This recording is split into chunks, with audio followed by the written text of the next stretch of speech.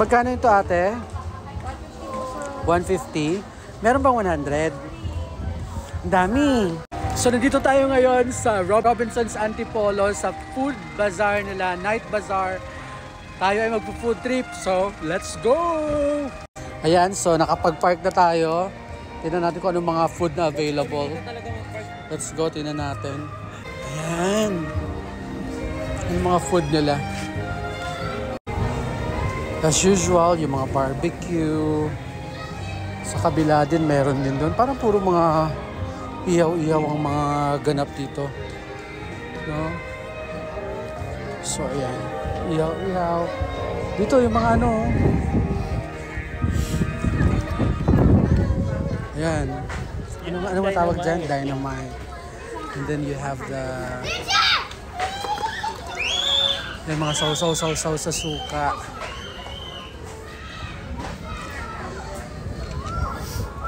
Ayan.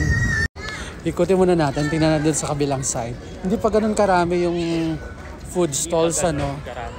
Kaya nga, hindi pa ganun karami yung food stalls. Pero... pwede na, of course. At least wala masyadong tao, maluwag, maraming tables na pwede occupy, hindi ka makikipagsiksikan. Ayan, if you need drinks, iba-iba yung drinks there. Ayan. Gusto mahilig ka sa mga pasta, pizza, and pasta express. So, ganyan din. Ha? Drinks. Ito, dynamite. Wala. Chicken skin, no? Ito pag kailangan mo ng fruit shakes. Pero babalik tayo doon sa ano. Dynamite. Yung stalls, maraming, ay oo nga, maraming choices. Baka, of course, cholesterol dye.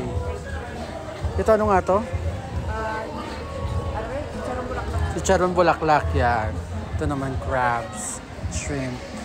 Kaya napakiusapan namin si ate na i-mix na lang, 150 pero meron ng chicken, skin at saka chicharon bulaklak. Kasi dapat, tigo 150 to, tapos 150 dito. Busog na tayo guys. So, para lang for the sake na matikman natin kasi it's been a while since the last time na nakakain tayo nito.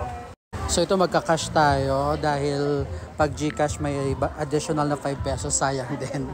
So while waiting for the order, upo muna tayo dito sa table nila. Let's go. Of course ito na ating order. Mainit-init pa, malutong-lutong. Of course with the sausawan and ang dynamite. Sausaw na natin and ating tikman. Let's go.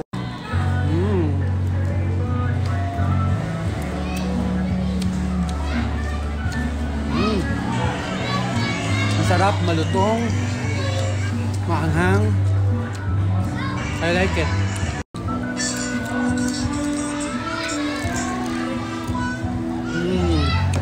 Tikman din natin tong dynamite. Let's go.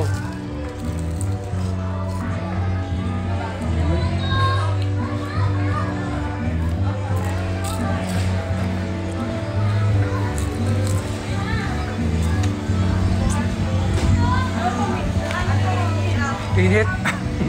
Anghang at init.